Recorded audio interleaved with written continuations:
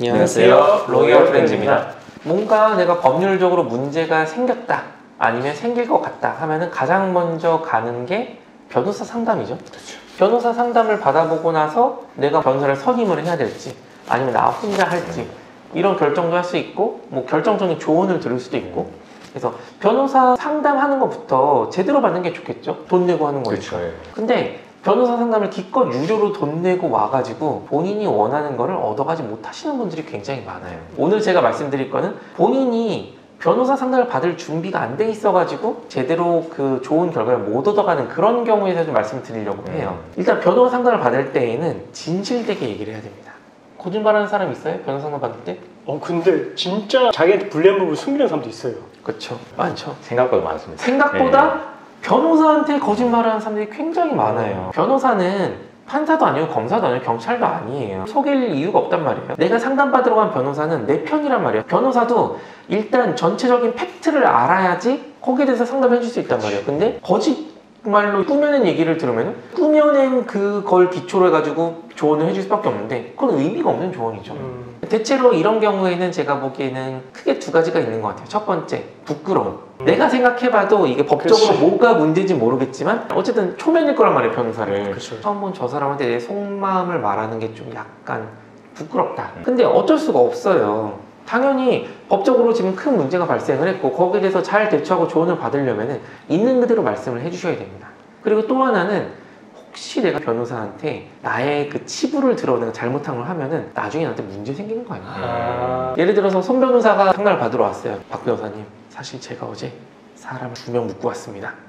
그래요? 뭐 알겠습니다. 상담해주고 끝나고 상담 112 전화해가지고 고발하는 손병구가 2명을 묻었습니다. 관악산 뭐 어디에 묻었대요? 이런 일은 있을 수가 있나요, 없나요? 변호사가 또 비밀 유지 의무가 있어가지고. 방금 제가 너무 극단적인 예를 들긴 했는데 변호사님 저 이거 상담 끝나고 나면 30분 있다가 어디 가서 누구 죽일 거예요. 이런 거는 신고를 해야 되는 건 맞긴 해요. 근데 기본적으로는 변호사 비밀 유지 의무라는 게 있습니다. 변호사랑 의뢰인이랑 상담을 하면서 뭔가 안 좋은 얘기를 했어요. 아니면 범죄를 저질렀다는 얘기를 한다고 하더라도 저희가 어디에 얘기를 할 수가 없어요. 수사기관에도. 이렇게 고소, 고발 이런 것뿐만 아니라 만약 민사재판이에요. 제가 이경민한테 10억을 빌려줬는데 안 갚는다고 소송을 건다고 해볼게요.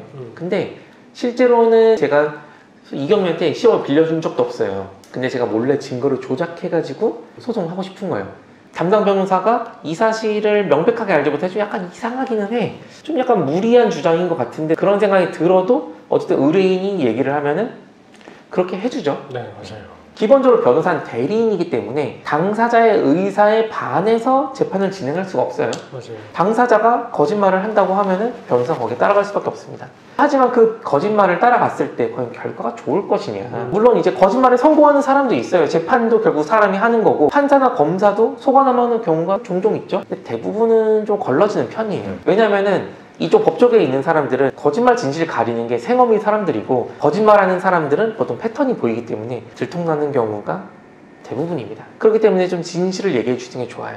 그리고 너무 고고한 척을 좀 하지 마세요. 예를 들어서 내가 어떤 다른 사람부터 피해를 입었어요. 그러면 결국 그 사람한테 손해배상 청구를 하고 싶다. 이게 되냐 안 되냐, 얼마 받을 수 있냐 이런 거 궁금해가지고 변호사 상담을 오는 거잖아요. 근데 나는 죽어도 돈에 관심이 없는 사람이에요. 손해배상 청구 때문에 왔는데 저는 뭐 돈은 사실 안 받아도 상관없습니다. 저 사람이 아주 나쁜 사람이기 때문에 나 같은 피해자가 또 발생하지 않도록 본때를 보여주기 위해 소송을 하는 거지 나는 이거는 절대 돈 필요 없으니까.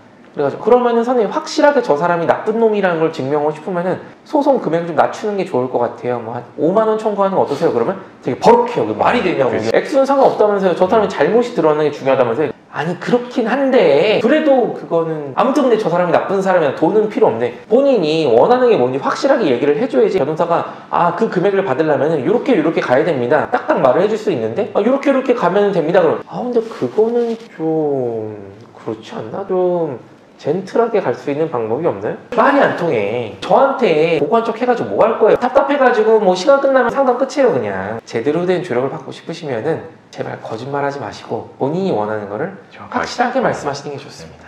그 상담 오실 때 그냥 머릿속으로 대충 생각해서 오시지 마시고 본인이 그 겪었던 일이라든지 뭐 원하시는 바 같은 거를 정리해서 오시면 제일 좋아요. 그쵸. 사람이 말로 하다 보면 중간에 빼먹고 그렇기 때문에 본인이 집에서 조용한 곳에서 모드로 정리해 보시면 정말 깔끔하게 딱 나오거든요. 그거를 들고 오시면 변호사도 오히려 누락 안 하고 더 잘 얘기해 줄 수 있으니까 그렇게 한번 내용을 정리해서 가지고 오시면 좋으실 것 같아요. 네. 좋은 말씀 감사드립니다. 오늘은 변호 상담을 받을 때 의뢰인으로서 준비해야 될 자세 아니면은 준비 절차에 대해서 말씀드려봤고요. 다음에 또 꿀팁으로 찾아뵙도록 하겠습니다. 감사합니다.